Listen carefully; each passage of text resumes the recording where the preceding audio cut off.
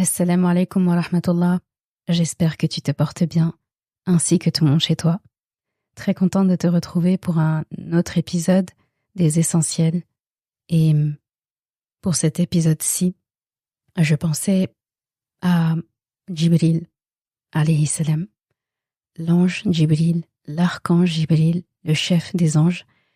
Pour une raison que j'ignore, je l'ai énormément évoqué parmi mes amis, avec mes enfants cette semaine. Vraiment, j'ai beaucoup parlé de lui. Je ne sais pas pourquoi est-ce qu'il était autant dans mes pensées.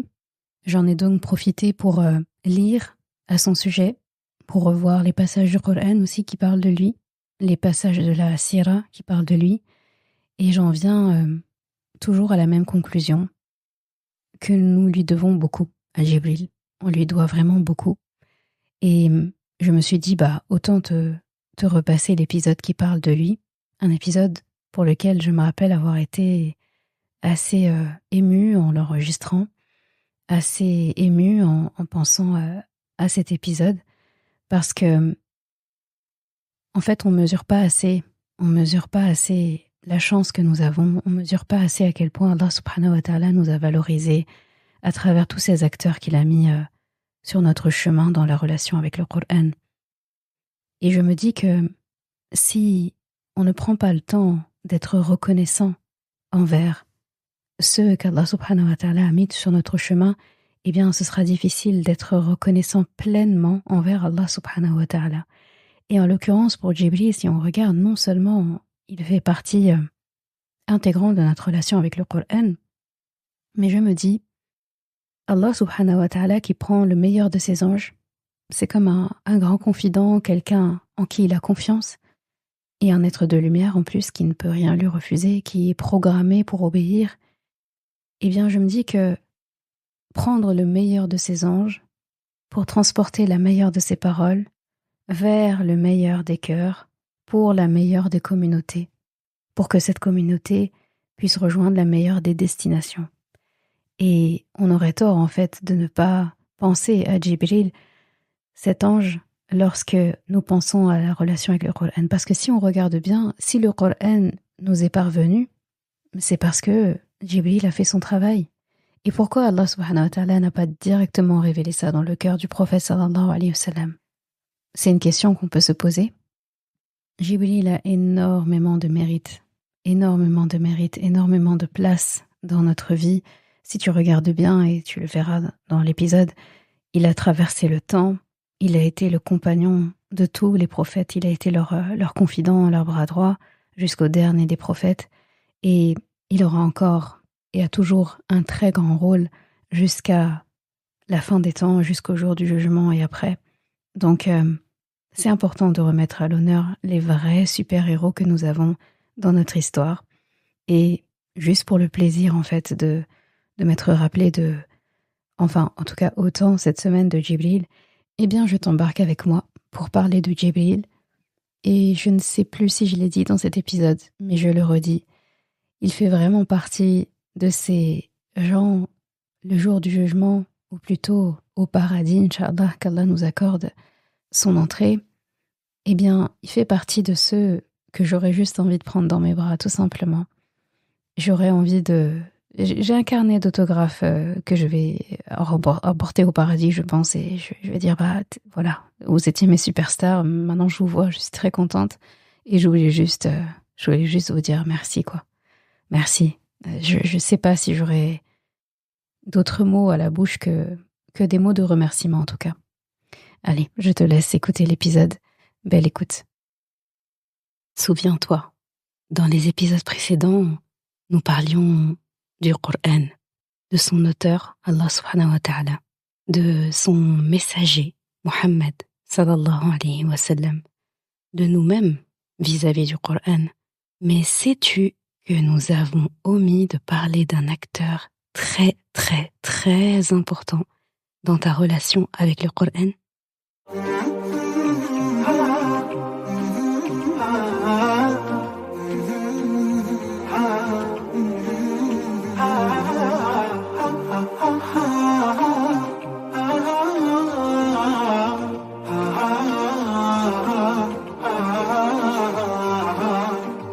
Bienvenue sur Coran de ton cœur, le podcast qui t'aide à reconnecter ton cœur à ton Coran. Je suis Zeynep et je suis passionnée par les deux médecines indispensables à toute vie sur Terre, celle de l'âme et celle du corps. Je suis donc enseignante de Coran et interne en médecine générale. Voilà plus de 10 ans maintenant que j'enseigne aux femmes à lire, à apprendre, à comprendre et surtout à vivre leur Coran au quotidien en reconnectant leur cœur au Coran. Car oui, j'ai la ferme conviction qu'un cœur connecté au Coran est capable de redistribuer à tous les organes du corps l'amour pour Allah, l'envie de lui plaire et d'agir dans le bien.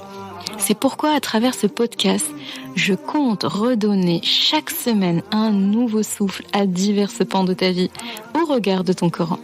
Prends ce temps pour toi et belle écoute. Assalamu alaikum wa rahmatullah. Encore une fois, heureuse de te retrouver cette semaine pour un nouvel épisode du podcast Coran de ton cœur, parce que je souhaite vraiment que tu fasses du Coran, vraiment un habitant de ton cœur à toi. C'est pour ça que le podcast s'appelle Coran de ton cœur. Ce vendredi, pour ce nouvel épisode, nous allons parler d'un être très important, très très très important dans ta relation avec le Coran, dans l'histoire même de la révélation du Coran. Je pense que tu dois te douter de qui il s'agit. Et avant de découvrir ou de redécouvrir cet être illustre, je te laisse savourer les ayats qui ont motivé l'épisode du jour. Bismillahirrahmanirrahim. Wa innahu latanzilu rabbil alamin. نزل به الروح الأمين على قلبك لتكون من المنذرين بلسان عربي مبين. Ce Coran, c'est le Seigneur des univers, le Rabb des univers qui l'a fait descendre. Et l'esprit fidèle dépositaire est descendu avec cela sur ton cœur, pour que tu sois parmi ceux qui exhortent au moyen d'une langue arabe très claire. Il s'agit des ayats 192 à 195 de la sourate Ash-Shu'ara. Est-ce que tu as deviné l'être dont je parle justement dans ta relation avec le Coran? Il s'agit bien de l'ange, l'archange, le maître des anges, Jibril, alayhi salam. Et la raison pour laquelle j'ai choisi ces ayats comme ayats qui ont motivé l'épisode du jour, ces versets, c'est parce que c'est un passage qui réunit tous les acteurs de la relation avec le Coran, tous les acteurs qui tournent autour de ce que nous apporte le Coran. Allah subhanahu wa ta'ala dit dans une traduction rapprochée, ce Coran, donc il désigne le Coran. Il dit que c'est le Rabb des univers qui l'a fait descendre. Donc, on parle d'Allah subhanahu wa ta'ala, son auteur. Et les univers, ça nous inclut nous. Donc il parle de nous. Donc de lui vers nous, ce Coran. Et il dit que c'est l'esprit fidèle dépositaire, donc Jibril, Ar-Ruh, Nazala bihi Ar-Ruh al-Amin. Ar-Ruh al-Amin, on reviendra sur ce terme un peu plus tard. C'est un esprit dépositaire, pur, fidèle. C'est comme ça qu'il désigne Jibril alayhi salam. Il dit que c'est lui qui est descendu avec cela, le Coran. Et ensuite, on a un acteur très important dans la révélation du Coran, et c'est Mohammed sallallahu alayhi wa sallam. Et là, il le désigne en disant sur ton cœur, pour que tu sois parmi ceux qui exhortent, au moyen d'une langue arabe très claire. Et là, je te renvoie à l'épisode qui parle de la langue arabe pour encore plus savourer. Bien, tu vois, avec quelques ayats, on a de quoi il s'agit, le message. Par qui? Son auteur, Allah subhanahu wa ta'ala. Vers qui? Muhammad sallallahu alayhi wa sallam. Pour qui? Nous. Par l'intermédiaire de quel émissaire? Jibril alayhi salam. Sous quelle langue? La langue arabe. Tout ça en très peu de ayats, mais très éloquente. Tu comprends mieux maintenant pourquoi je parle de Coran de mon cœur, Coran de ton cœur. Parce que le Coran, Allah nous le dit explicitement ici, ala qalbika, sur ton cœur. Le Coran a été révélé pour s'installer dans des cœurs, nulle part ailleurs. Je ne pouvais pas parler de Coran, parler du prophète sallallahu alayhi wa sallam, parler d'Allah, parler de la révélation, sans parler de Djibril, cet ange si important dans notre vie, dans notre islam, dans notre histoire. Et quand on regarde, par exemple, dans les piliers de la foi, le deuxième pilier, c'est le fait de croire en les anges. C'est le deuxième pilier de notre foi. Et le fait de devoir croire en les anges, c'est surtout parce que Djibril, alayhi salam, en fait partie. Et ce qui lui donne cette distinction, c'est parce qu'il apporte le message, le Coran, au messager, Muhammad sallallahu alayhi wa sallam. On va parler de Djibril, alayhi salam, aujourd'hui. Ce premier ange qui a été créé, c'est aussi le premier être qui a été créé et qui a été, je ne parle pas d'être humain, bien sûr, le premier être qui a reçu le ruh, qui a reçu un esprit qu'Allah subhanahu wa ta'ala lui a insufflé. Allah l'a créé d'une création parfaite. Il a une version ange que le prophète sallallahu alayhi wa sallam décrit très bien dans ses hadiths. Il a une version humaine quand nécessaire. Dans sa version ange, il était immense. Immense. D'ailleurs, Abdullah ibn Mas'ud, un érudit du Coran, compagnon du prophète sallallahu alayhi wa sallam également, eh bien, il disait que le messager d'Allah, Muhammad sallallahu alayhi wa sallam, a vu l'ange Djibril alayhi salam sous sa vraie apparence. Il avait 600 ailes, dont chacune couvrait tout l'horizon. Et de chacune de ces ailes tombaient des objets de diverses couleurs. Il disait que parmi ça, il y avait des perles et des rubis d'une quantité que seul Allah subhanahu wa ta'ala avait la connaissance. C'est juste magnifique, franchement. Djibril alayhi salam, on savait aussi qu'il avait une grande force. Et ce n'est pas étonnant en fait. Le Coran est un dépôt de la plus haute importance pour Allah subhanahu wa ta'ala. Et il fallait le meilleur élément d'Allah subhanahu wa ta'ala pour le descendre vers Muhammad sallallahu alayhi wa sallam. Personne ne devait interférer sur le trajet entre Allah, qui révèle le Coran, et le cœur de Muhammad sallallahu alayhi wa sallam qui devait le recevoir. Il habitait directement sous le trône d'Allah subhanahu wa ta'ala, donc tu imagines son rang. Il était obéissant, il était digne de confiance, comme le Coran le dit, muta'in thamma amin. Il avait une personnalité solide, ferme, bienveillante. C'était le chef des anges. Allah l'a surnommé l'esprit. Ça, c'est une traduction rapprochée. Le ruh. Il a même dit que c'était son ruh. Il disait notre ruh. Mon esprit. Il s'appropriait Djibril alayhi salam dans ses grandes qualités.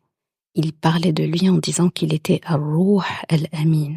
Donc vraiment l'esprit dépositaire qui est fidèle, digne de confiance.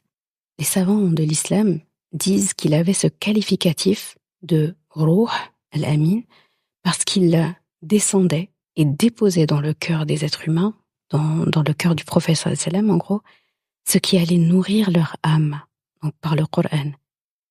Et ce qui va nourrir l'âme des êtres humains, c'est ce qui va aussi leur apporter un ruh, un esprit saint, un esprit pur à eux aussi. C'est ce qui allait apporter vie à leur cœur, tout simplement. Djibril alayhi salam, c'est celui parmi les anges qui parlait à Allah directement. En fait, quand je pense à Djibril alayhi salam, je me dis que il a toujours été là. Il était là à tous les moments clés depuis qu'Allah subhanahu wa ta'ala l'a créé. Il était là avant la création du paradis. Est-ce que tu imagines? D'ailleurs, l'histoire de la création du paradis est super belle. C'est dans un hadith rapporté par Abu Huraira, qu'Allah l'agrée, que tu pourras savourer vraiment ce dialogue entre Djibril alayhi salam et Allah subhanahu wa ta'ala après qu'il ait créé le paradis. Abu Huraira nous rapporte ce hadith du prophète sallallahu alayhi wa sallam qui a dit, dans le sens, lorsqu'Allah créa le paradis et l'enfer, il ordonna à l'ange Djibril d'aller contempler le paradis en lui disant « Observe-le et contemple ce que j'y ai préparé pour ses habitants. » Alors il alla et le regarda, et il vit ce qu'Allah y avait préparé pour ses habitants. En revenant, il dit « Je jure par ta suprême majesté, ô Allah, que nul n'en entendra parler sans y entrer. » Allah ordonna alors que le paradis soit entouré d'épreuves et commanda à Djibril de revenir le contempler de nouveau. À son retour, Djibril déclara cette fois « Par ta suprême majesté, ô Allah, je crains que personne n'y entre. » Allah dit alors « Va contempler l'enfer et regarde ce que j'y ai préparé pour ses habitants. » Lorsque Djibril revint, il déclara « Je jure par ta suprême majesté, ô Allah, que nul n'en entendra parler, puis y entrera. » Allah ordonna alors que l'enfer soit entouré de tentations et de plaisirs, et il ordonna à Djibril de retourner le contempler. Celui-ci déclara à son retour « Par ta suprême majesté, ô Allah, je crains que personne n'en échappe. » Ce hadith est présent dans les recueils de At-Tirmidhi. Il fait quand même froid dans le dos et en même temps, il remet les points sur les i. Et tu sais, devant l'inquiétude de Djibril, alayhi salam, Allah subhanahu wa ta'ala avait remarqué forcément qu'il était inquiet pour les habitants qui ne sont pas du tout encore là, qui n'existent pas. Mais Djibril était déjà très préoccupé par rapport à ça. Allah l'a rassuré en lui disant « Qad aflaha al-mu'minun » Et là, je fais un gros clin d'œil à ceux qui avaient suivi mes assises de Ramadan où justement on faisait la méditation ensemble de Surat al-Mu'minun et de Surat al-Nur. Donc, Qad aflaha al-mu'minun. Les croyants ont certes réussi. Les mu'minun, ceux qui sont humbles dans leur salat, alladhina hum fi salatihim khashi'un, ceux qui se détournent des futilités, walladhina hum 'anil laghwi mu'ridun, et qui se purifient par la zakat, walladhina hum liz-zakati fa'ilun. Donc les premières ayats de Surat al-Mu'minun justement, comme pour dire, et là si tu regardes bien ça inclut en fait plusieurs piliers de l'islam, ceux qui croient en Allah, ceux qui célèbrent la salat, ceux qui s'acquittent de la zakat. Et là, je te renvoie à l'épisode qui parle de salat et l'épisode qui parle de zakat pour encore plus approfondir. Quand je lis ce hadith, je ne peux pas m'empêcher de penser en profondeur à la conversation qu'il a eue avec Allah. Je me dis quand même que Jibril alayhi salam a visité notre maison, notre paradis, là où tout a commencé, comme j'aime dire, notre vraie maison, notre maison du départ. Il l'a visitée avant nous, un peu comme s'il avait fait un état des lieux d'entrée. Il a visité le paradis alors qu'il était encore inhabité. Tu sais, quand tu rentres quelque part, c'est tout neuf. C'est entièrement meublé. Il y a tout ce qu'il faut. Imagine, il a visité le paradis de fond en comble et il est revenu voir Allah en disant « Mais personne va voir ce paradis sans vouloir y habiter. C'est impossible en fait. N'importe qui voit ça va rentrer, va y habiter. » Il avait vraiment ce bon soupçon et cette belle pensée à notre égard en se disant « On sera tous des habitants du paradis en fait. » Donc il a eu ce privilège, cette exclusivité de pouvoir visiter le paradis alors qu'il n'y avait rien. C'est comme si tu entres dans une maison toute neuve, entièrement refaite à neuf, entièrement meublée de meubles somptueux. Il y a tout ce qu'il faut, il y a toute la nourriture qu'il faut, il y a tout ce que quelqu'un peut rêver d'avoir dans cette maison. Mais il n'y a pas encore les habitants. Donc, tu circules dans cette maison comme tu veux, tu testes tout ce qu'il faut, etc. Et là, tu repars voir le propriétaire et tu lui dis « ta maison, elle est parfaite ». Genre, n'importe qui la visite voudra y habiter. N'importe qui la visite voudra y habiter. Et dans la tournure avec laquelle Allah subhanahu wa ta'ala lui présente le paradis, et comme il dit à Djibril alayhi salam, va regarder en gros ce que j'y ai préparé pour ses habitants. Il a dit ses habitants. Donc c'est comme si Allah subhanahu wa ta'ala nous transmet qu'il voulait déjà qu'on y habite. Il voulait déjà qu'on y habite.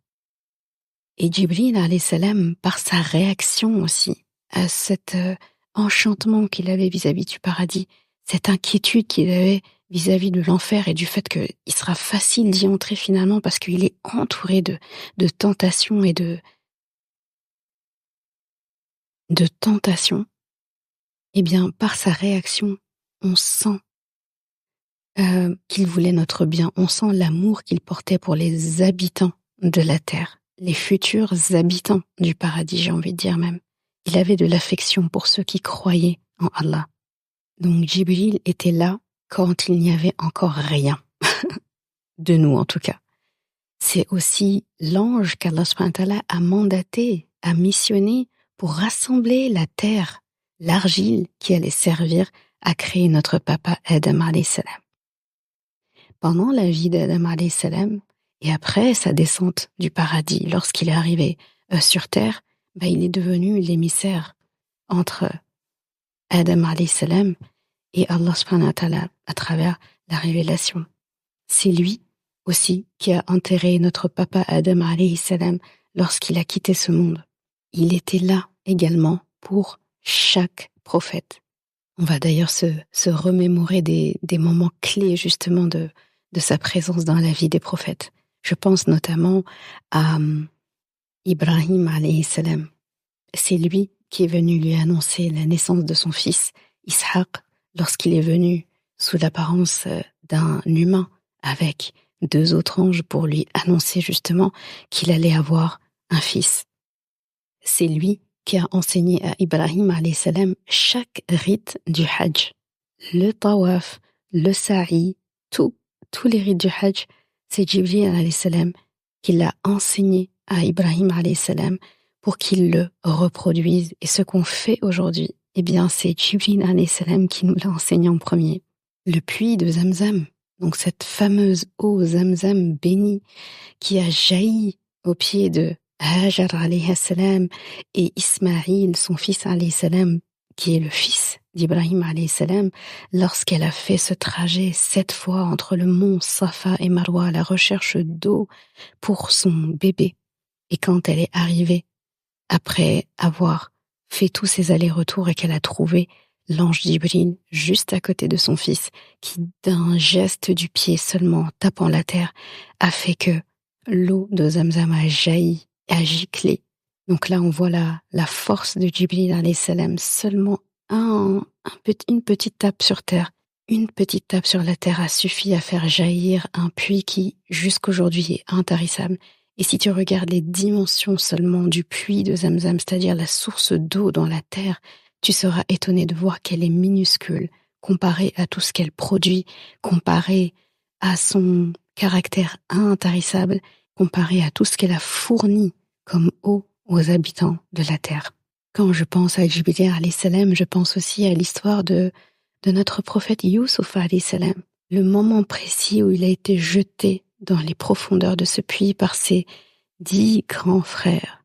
Eh bien, quand il est tombé, le moment même où il était en train de chuter, où ses frères le lâchent, eh bien, c'est Jibril alayhi salam qui le rattrape et qui le pose dans un endroit sûr du puits pour qu'il ne se blesse pas, pour le mettre en sécurité. Et ça demande la force d'un ange tel que Jibril alayhi salam. Je fais un clin d'œil d'ailleurs à toutes celles qui ont suivi les épisodes de podcast sur l'histoire du prophète Youssouf alayhi salam.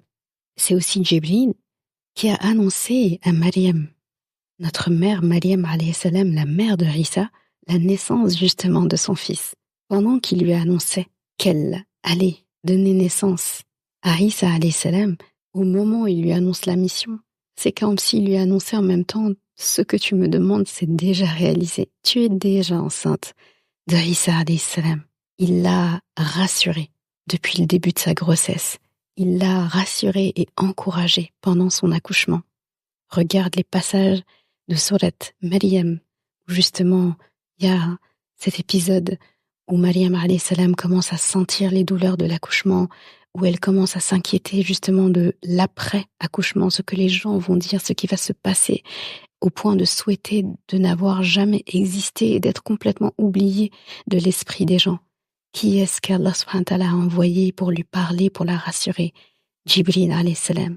Comme quand il lui dit « La takhafi wa la tahzani » en lui disant « Ne t'inquiète pas, n'aie pas peur, ne t'attriste pas » et en l'accompagnant. On a vraiment l'impression de quelqu'un qui l'a accompagné dans son accouchement en lui disant « Ton Rabb a mis juste en dessous de toi une source d'eau et frappe contre ce tronc de palmier, tu verras tomber devant toi des dattes fraîches. C'était des dattes de grande qualité, vraiment très fraîches. Et il lui dit, mange et bois. Et sois heureuse. Il lui dit, fakuli, washrabi, waqarri aina. Mange, bois et tranquillise ton cœur, et apaise ton cœur, mets-toi bien, souris, sois heureuse. Après tout, c'est Aïssa alayhi salam que tu vas mettre au monde et il lui a parlé des qualités de son fils à venir. Donc, quand je pense à une femme qui accouche et qui a auprès d'elle une sage-femme qui lui dit des mots rassurants, qui l'aide dans le travail, qui lui dit quelle position adopter, eh bien, on se dit que Allah subhanahu wa ta'ala a envoyé le meilleur de ses émissaires pour assister Maryam alayhi salam qui était seule à ce moment-là, vraiment seule face à sa situation, alors qu'en réalité, elle n'était pas seule. Elle était loin d'être seule. Elle était très entourée pour le coup par Allah subhanahu wa ta'ala, et Allah subhanahu wa ta'ala, pour augmenter encore plus son assistance, il lui envoie le plus sûr, le plus fidèle de ses anges, Jibril alayhi salam. Et subhanallah, pour ton information, pour l'anecdote, le fait qu'il ait demandé à Maryam alayhi salam de manger des dattes, de frapper contre le tronc de palmier, de manger des dattes, eh bien, il se trouve que plus tard, on a découvert que le fait de manger des dattes jusqu'à 1 mois avant l'accouchement, un certain nombre de dattes, 6 à 7 dattes par jour, avant le dernier mois en fait, avant l'accouchement pour une femme, le dernier mois de grossesse, eh bien, que ça agissait énormément dans la préparation au col de l'utérus pour l'accouchement. Ça facilite l'accouchement, ça rend les contractions plus efficaces.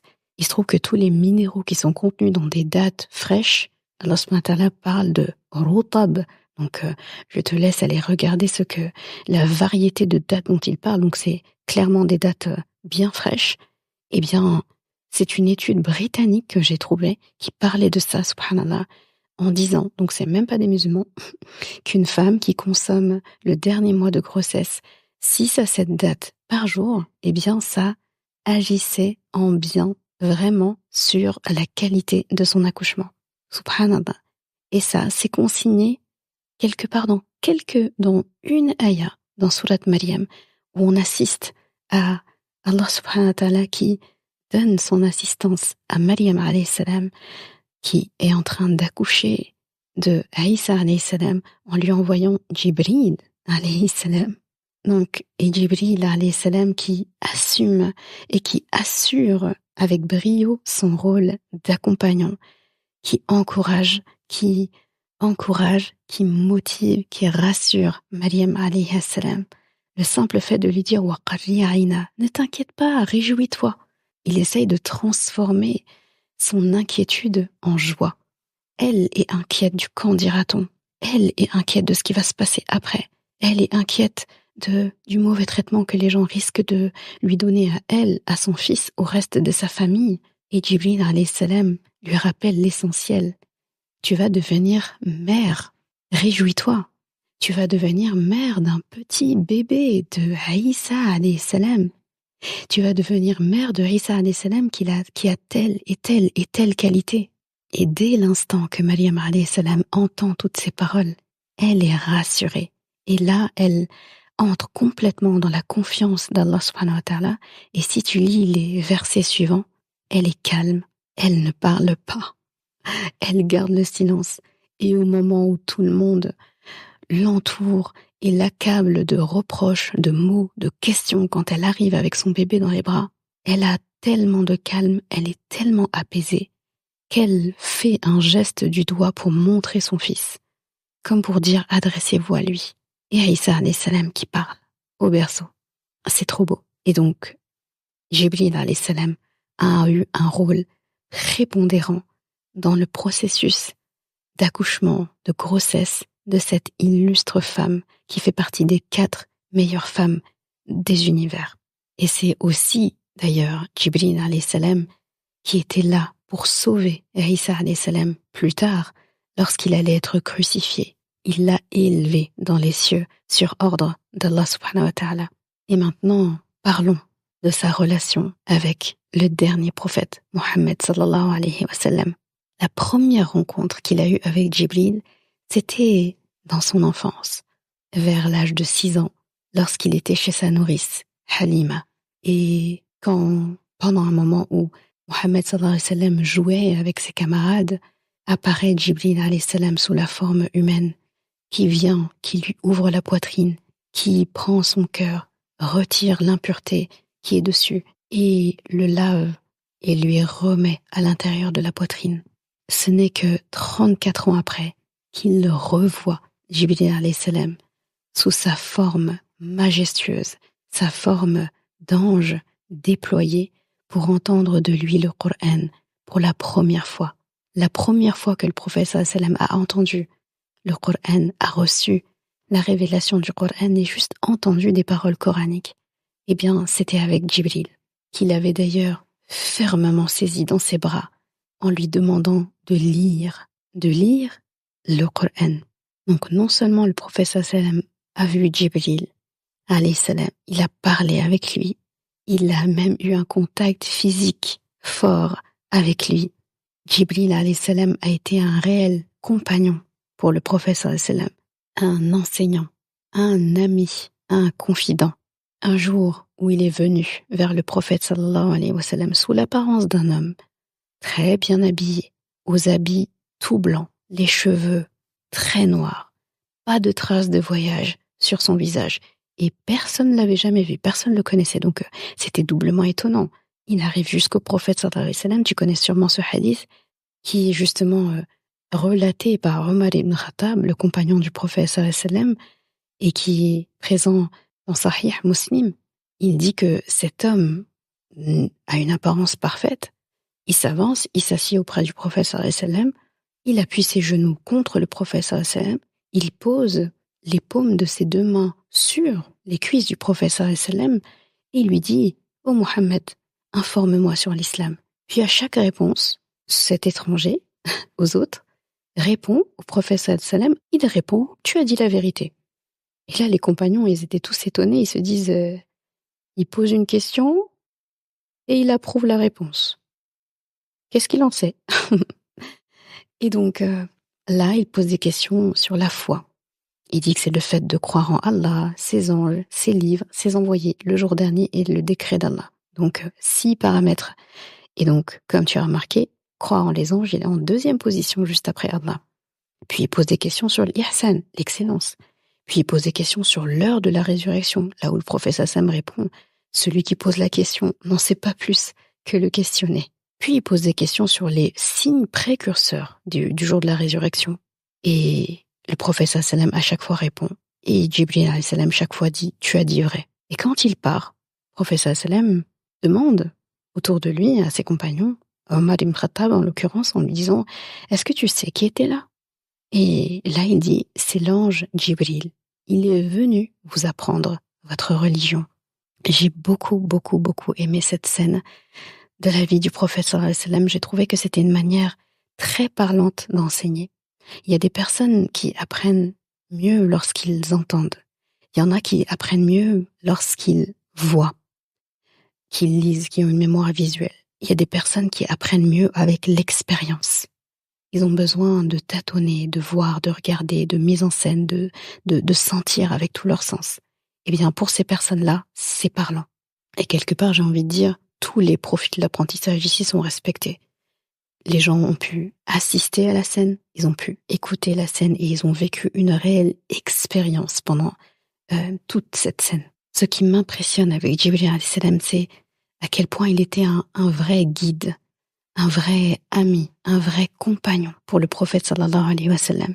Et ce que j'admire aussi quand je pense à la révélation du Coran, ce que j'admire et ce qui m'impressionne aussi dans la révélation du Coran quand j'y pense, c'est que chaque sourate, chaque ayah était escortée par Jibril alayhi salam avec derrière lui des milliers d'anges.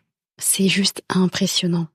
Et ça me tenait à cœur aujourd'hui de vraiment marquer ce temps pour parler de Jibril alayhi salam et de ce qui gravite autour de lui comme bienfait, comme honneur, comme qualité, parce que c'est très important pour apprécier le Coran.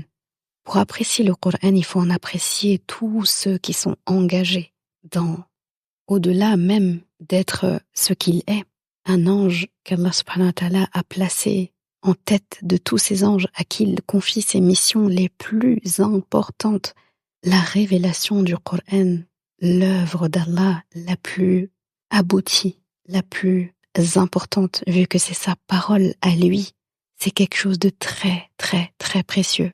Donc ça pouvait être transporté que par quelqu'un de très, très, très important, très, très, très noble, vers un homme noble, pour un peuple noble, dans une langue noble.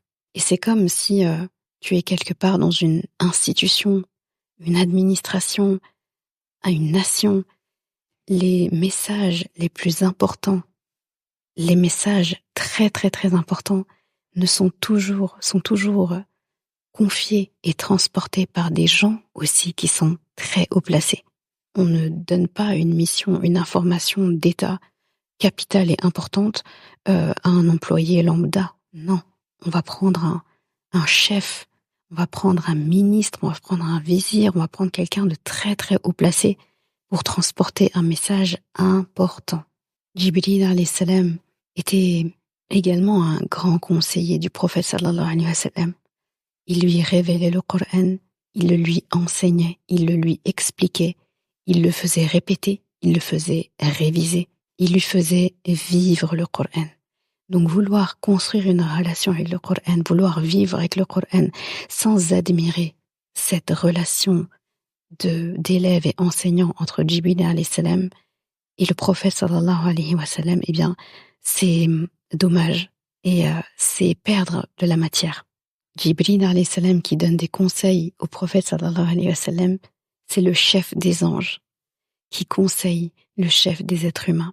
Et d'ailleurs, en parlant de compagnons, d'amis, de quelqu'un de rassurant, il a rassuré le prophète sallallahu alayhi wa sallam à notre propos.